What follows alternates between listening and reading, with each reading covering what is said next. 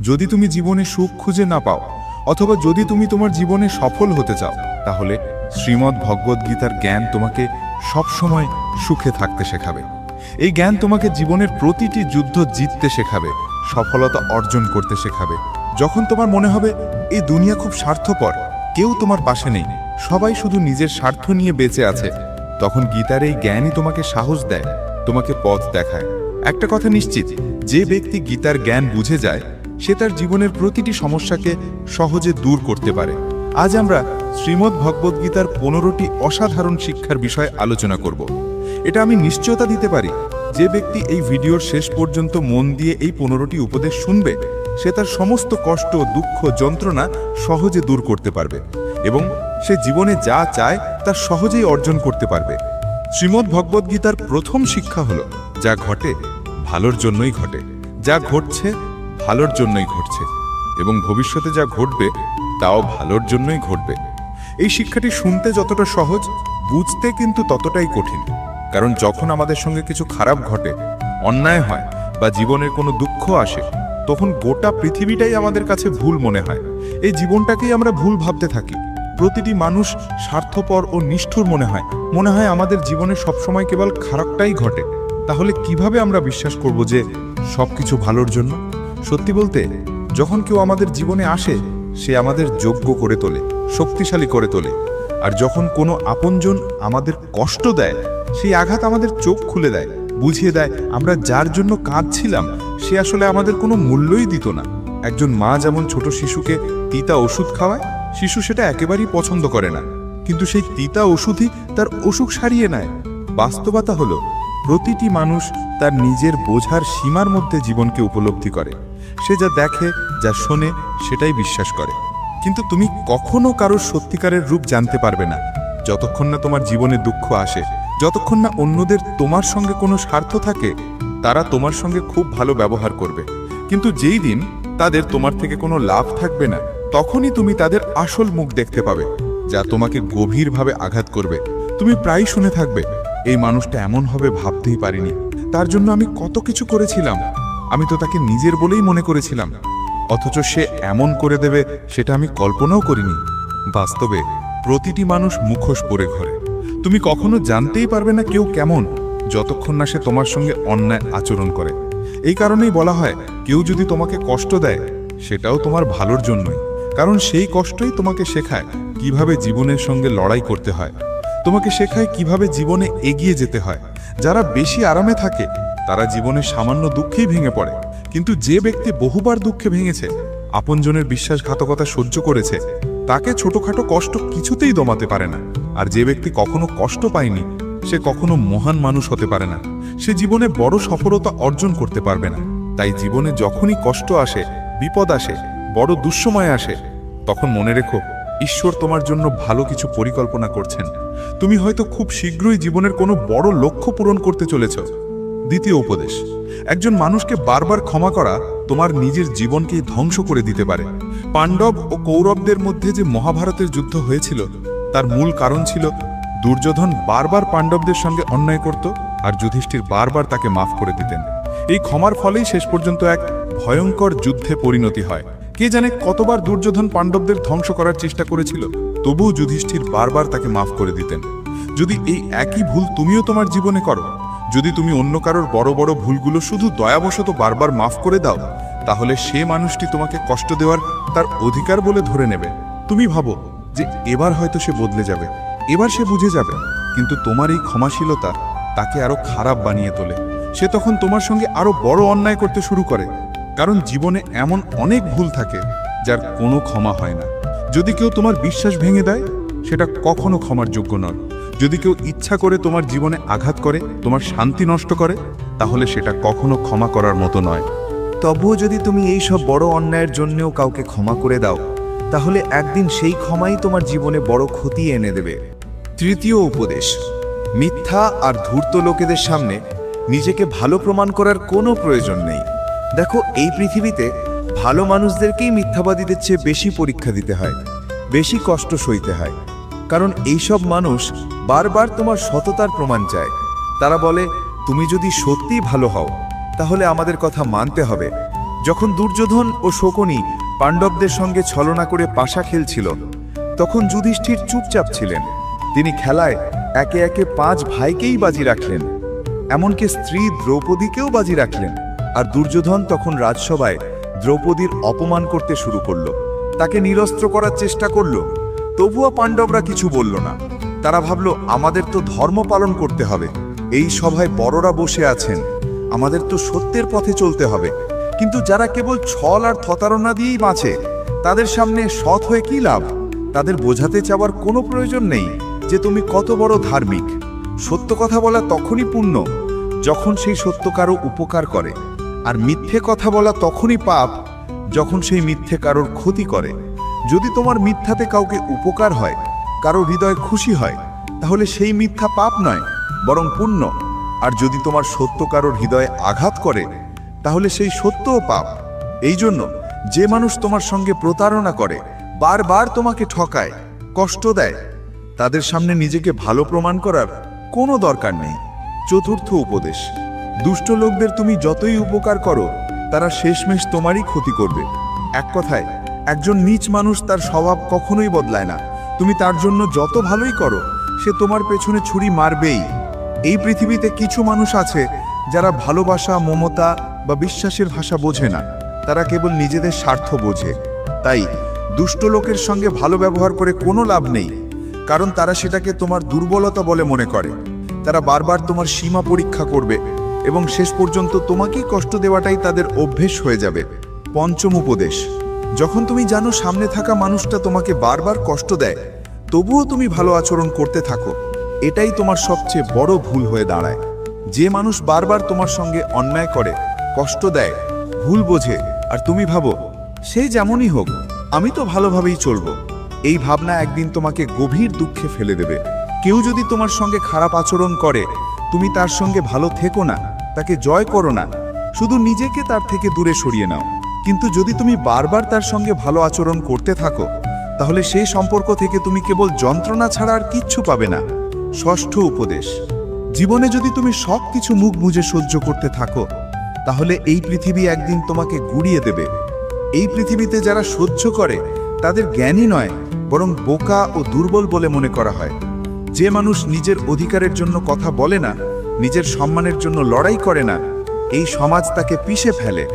যদি তুমি ভাবো, আমি যদি চুপচাপ থাকি, সহ্য করি, তাহলে সবাই আমাকে ভালো বলবে, তাহলে তুমি ভুল ভাবছো। এই যুগ বদলে গেছে। আজকের যুগে যে যত বেশি সহ্য করে, তাকে আরো বেশি সহ্য করার জন্য বাধ্য করা হয়। তাই যেখানে তুমি দেখবে কেউ তোমার সঙ্গে অন্যায় করছে, কষ্ট দিচ্ছে, সেই জায়গায় প্রতিবাদ করো। সপ্তম উপদেশ, দুঃখকে ভয় পেতে নেই, কারণ সুখ দুঃখ জীবনের ঋতুর মতো আসে আর যায়। জীবনে সুখ আর দুঃখ সব মানুষের কাছেই আসে, এগুলো থেকে কেউই বাঁচতে পারে না। দুঃখ এলেই ভেঙে পড়ার বদলে গীতার এই জ্ঞান মনে রাখতে হবে যে এই জগৎ পরিবর্তনশীল। সুখ যেমন চিরস্থায়ী নয়, তেমনি দুঃখও চিরস্থায়ী নয়। এই পৃথিবীতে কেউই চিরকাল টিকে থাকেনি। অসংখ্য মানুষ এসেছে, আবার চলেও গেছে। এই সংসার এক চলন্ত স্রোতের মতো, এখানে কিছুই স্থায়ী নয়।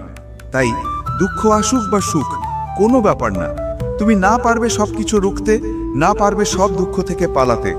তাই সবচেয়ে ভালো উপায় হলো জীবনকে আনন্দের সঙ্গে বাঁচো, কারণ সুখী থাকা দুঃখী থাকার চেয়ে অনেক ভালো। অষ্টম উপদেশ, ভালোবাসা এবং আবেগ দিয়ে সম্পর্ক গড়ো কেবল সেই মানুষের সঙ্গে যে তোমার ভালোবাসার মর্যাদা বোঝে। যদি তুমি তোমার প্রেম এমন একজনকে দাও যে সেটা বোঝে না, তাহলে সেই সম্পর্ক কেবল তোমার হৃদয় ভাঙবে। যদি তুমি এমন কাউকে বেশি মূল্য দাও যার কাছে তোমার কোনো দামই নেই, তাহলে সেই সম্পর্ক তোমাকে কেবল অশ্রু ছাড়া আর কিছুই দেবে না। তাই মনে রেখো, ভুল মানুষের সঙ্গে জড়িয়ে যাওয়ার চেয়ে একা থাকা অনেক ভালো। একাকিত্বের কষ্ট কখনোই ততটা গভীর নয় যতটা কষ্ট দেয় একটা ভুল সম্পর্ক। আজকের যুগে খুব কম মানুষ আছে যারা সত্যিকারের মূল্য দেয়, সত্যিকারের ভালোবাসে। তাই যাকেই তুমি তোমার জীবনের সবচেয়ে বিশেষ স্থান দিতে চাও, তাকে আগে সময় দাও, যাচাই করো, বুঝে নাও। প্রেম দেওয়া বা কাউকে গুরুত্ব দেওয়া ভুল নয়, কিন্তু যদি সেই সম্পর্ক তোমাকে যন্ত্রণা দিতে শুরু করে, তাহলে সেই সম্পর্ক থেকে সরে আসে। নবম উপদেশ, যে ব্যক্তি দুঃখে দুঃখিত হয় না, সুখে উচ্ছ্বসিত হয় না, সেই ব্যক্তি জীবনের সব সমস্যাকে জয় করতে পারে। ভগবান শ্রীকৃষ্ণ বলেছিলেন, যে ব্যক্তি শত্রুমিত্র, স্নেহবিদ্বেষ, ঠান্ডা গরম, সুখ দুঃখ সবকিছুকে সমভাবে গ্রহণ করতে পারে, সেই প্রকৃত জ্ঞানী, যে কখনো কষ্টে ভেঙে পড়ে না, আবার সামান্য সুখ পেয়ে ডানা মেলে উড়েও যায় না, সেই ব্যক্তি জীবনের সব সংকট থেকে বেরিয়ে আসতে পারে। ভগবান বলেন, এই ধরনের মানুষ আমাকে অত্যন্ত প্রিয়, কিন্তু যারা সামান্য কথাতেই কষ্ট পেয়ে যায় আর সামান্য আনন্দে আত্মহারা হয়ে পড়ে, তাদের মন সবসময় অস্থির ও অশান্ত থাকে।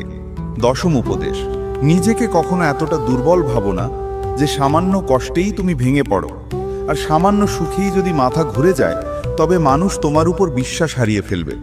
যদি কেউ সামান্য দুঃখে তোমার কাছে আসে আর একটু ভালো সময় এলেই তোমার থেকে মুখ ফিরিয়ে নেয়, তবে সেই মানুষকে কেউ বিশ্বাস করে না।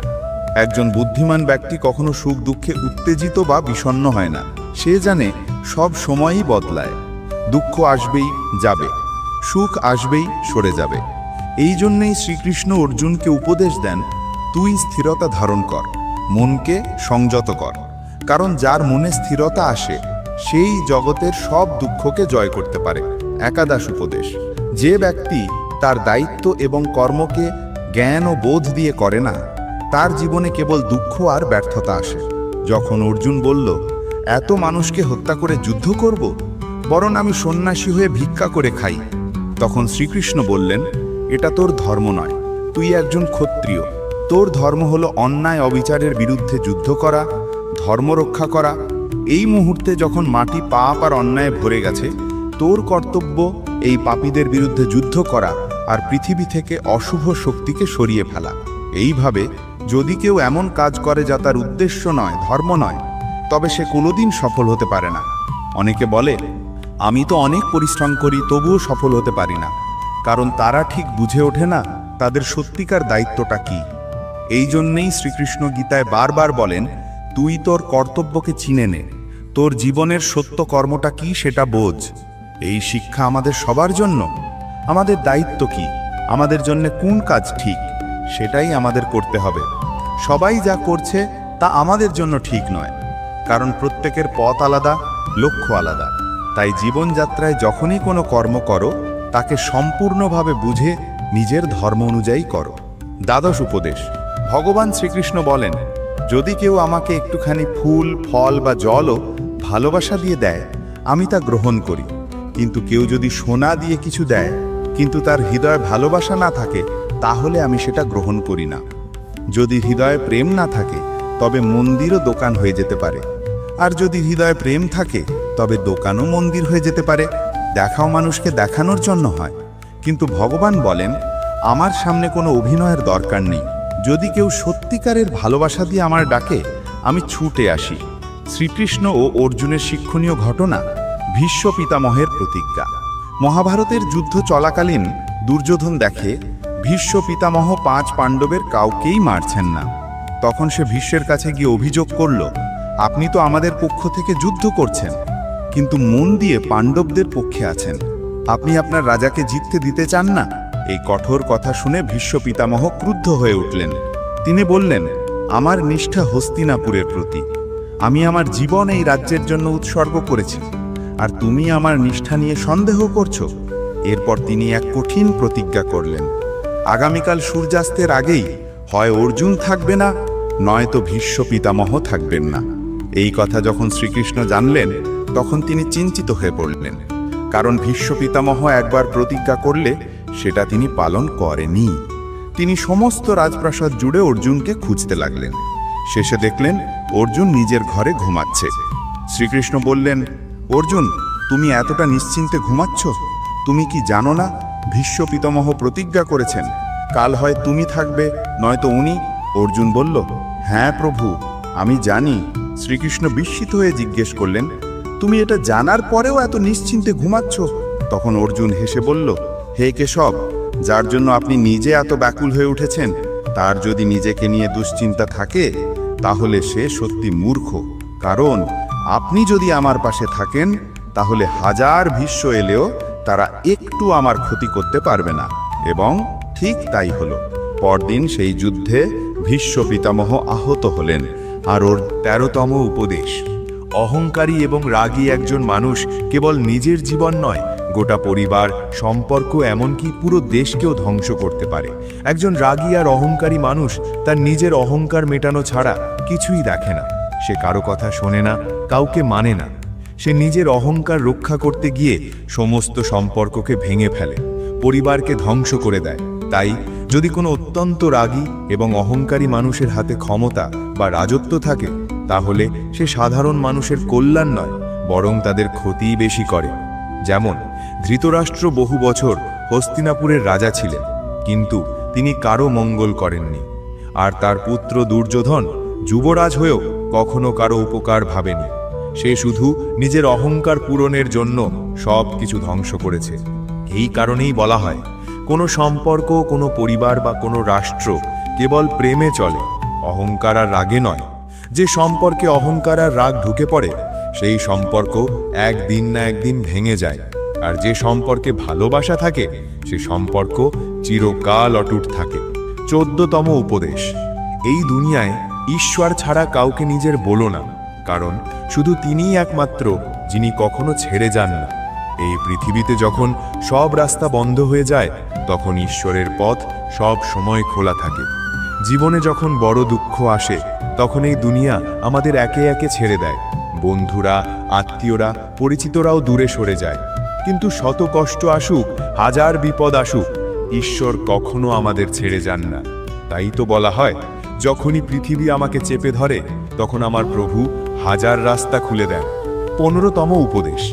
যে যেমন কর্ম করবে, সে তেমনই ফল পাবে।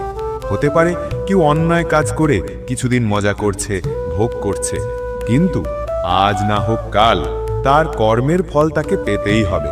যারা অন্যকে কাঁদিয়ে খুশি হয়, যারা অন্যের হৃদয়ে ভেঙে আনন্দ পায়, জেনে রাখো একদিন তাদেরই কাঁদতে হবে।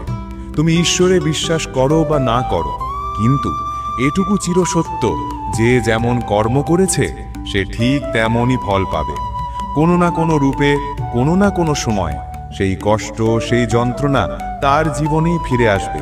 তাই যারা অন্যায় কাজ করছে, তাদের সাময়িক সফলতাকে দেখে ভেবো না ভুল কাজ করেও ভালো আছে।